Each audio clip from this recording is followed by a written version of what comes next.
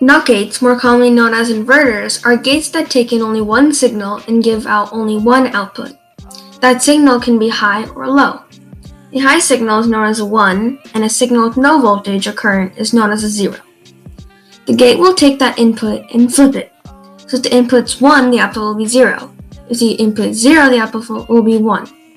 Hence, that's why its name is the inverter, meaning like the flipper, like right here. So I have this circuit configured so that I have one inverter in this chip connected the output to this LED and the input to this jumper wire.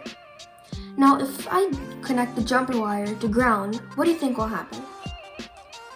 Well, what will happen is the LED will turn on because, as I said before, the inverter flips the signal, so it will take the low voltage and flip it so it's a high voltage that will power up the LED. So let's see what happens. We connect it to ground, and look, the LED lights up. And that's because the inverter flips it so that it becomes lighted up. Now we unplug that, and let's try it with positive. So in positive, it's gonna flip it the same. But instead of it turning on, it'll stay off because it'll flip that positive voltage, the high voltage, into a lower one so that the LED does not get powered on. It's positive, and boom, it does not turn on. So that's what an inverter is.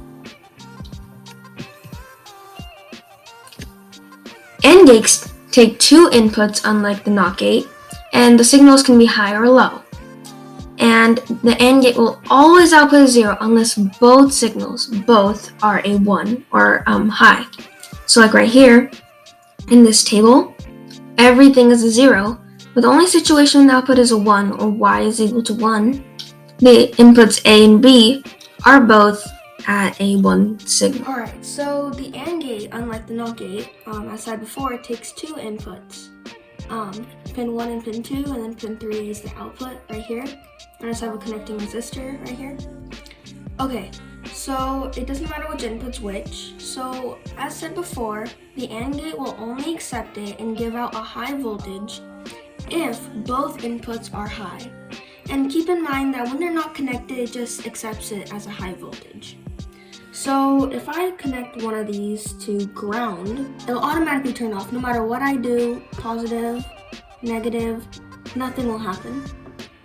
But let's connect this to positive. And then when I connect it to positive, because 1 and 1, it'll output a 1 also.